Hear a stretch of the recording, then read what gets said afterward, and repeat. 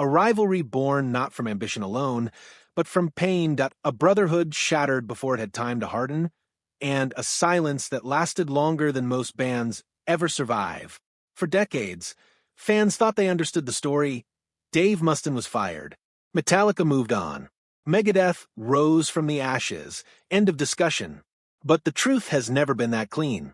Because beneath the riffs, the records, the sold-out arenas, and the mythology of heavy metal, there has always been something unfinished between James Hetfield and Dave Mustaine.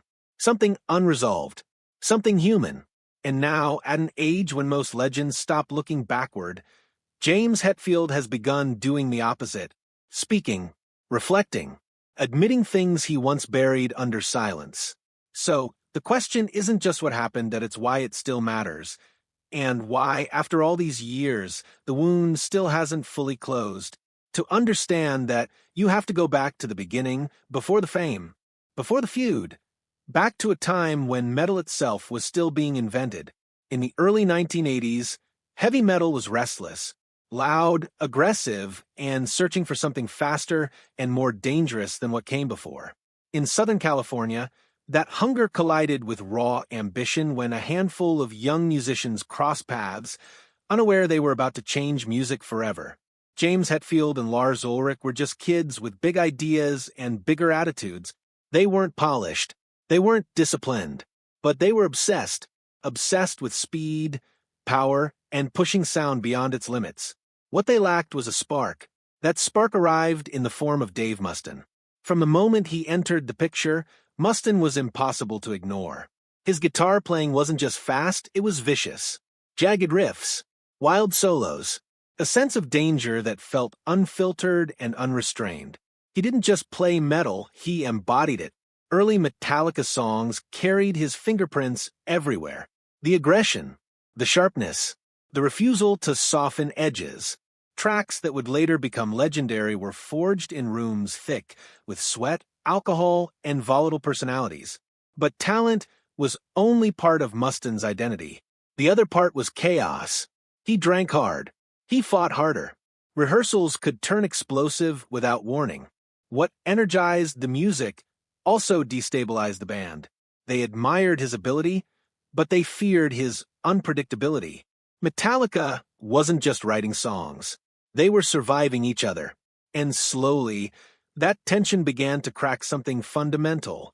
The breaking point didn't arrive during a concert or a recording session. It came through something almost absurd in hindsight.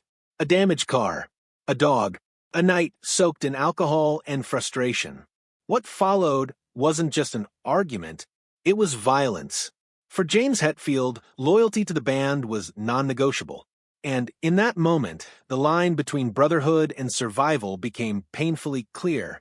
Behind closed doors, Hetfield and Ulrich wrestled with a decision they never imagined making so early. Dave Mustaine was essential to their sound, but increasingly impossible to manage. His fire threatened to burn everything down before it even began. So they chose the band. Just days before entering the studio to record what would become their debut album, they fired him. No warning, no goodbye worth the name.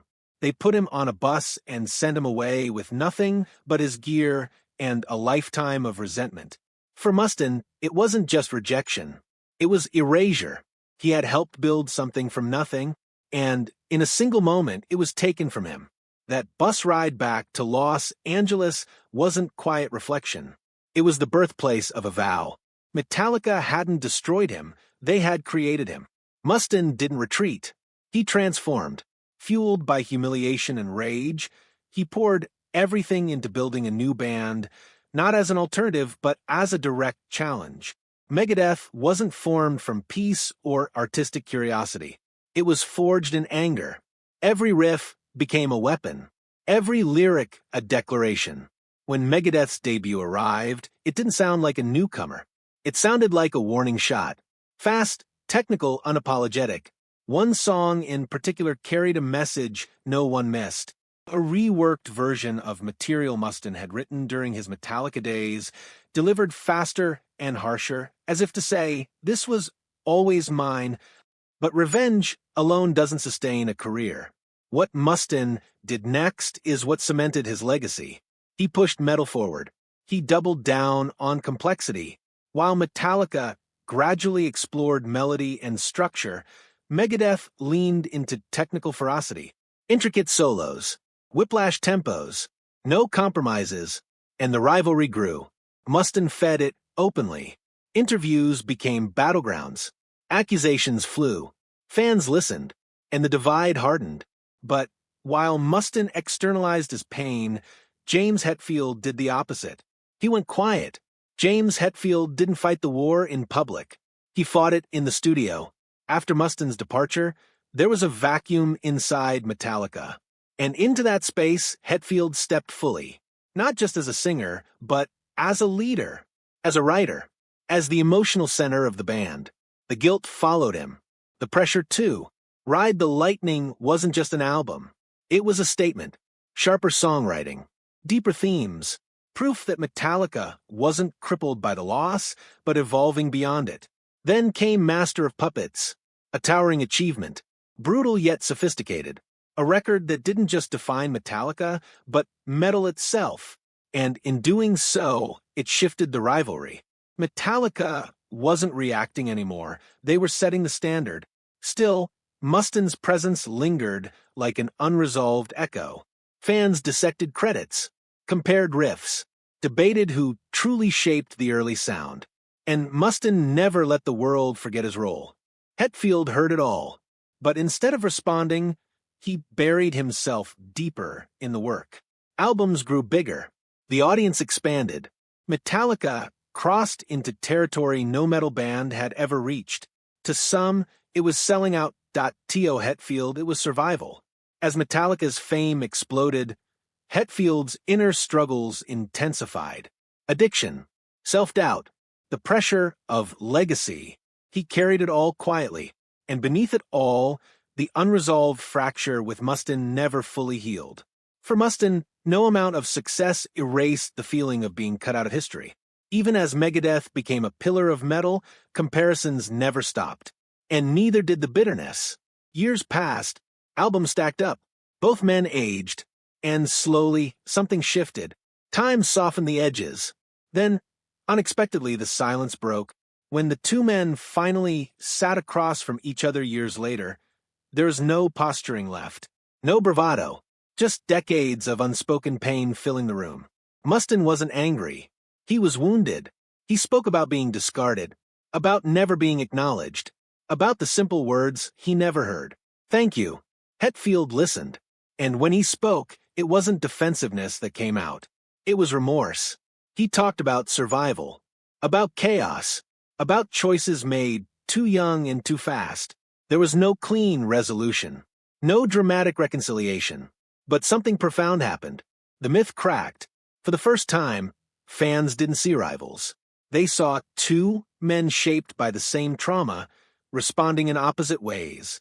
And that moment changed how the story was told forever. Years later, hope flickered again. Quiet conversations, careful words. The idea of collaboration surfaced not as nostalgia, but as closure, revisiting early material, reclaiming shared history. For fans, it would have been monumental. But old wounds don't disappear just because time has passed. When the subject of credit and ownership surfaced, the fragile balance collapsed. The conversation didn't explode. It didn't need to. It simply stopped. Once again, silence returned. And once again, the past proved heavier than the present. While the musicians carried their private burden, fans carried it loudly. Metallica versus Megadeth wasn't just a preference. It was identity. One band represented evolution and scale. The other represented purity and defiance. Debates raged for years, and yet as time passed, something unexpected happened. Perspective. New generations listened without baggage. They heard brilliance on both sides. They recognized that the rivalry itself had sharpened both bands. Without Mustaine, Metallica might not have pushed as hard. Without Metallica, Megadeth might not have burned as fiercely. The conflict didn't weaken metal. It strengthened it. So, where does that leave them now? Two legends. Two paths, one origin story that can never be rewritten. They may never share a stage again. They may never collaborate. They may never fully agree on the past, but their bond, fractured as it is, remains one of the most important in music history. Because sometimes the greatest stories aren't about reconciliation. They're about impact. And the truth is, heavy metal would not be what it is without both James Hetfield and Dave Mustaine. Together and apart, they shaped something bigger than either of them. The rivalry didn't destroy them, it defined them.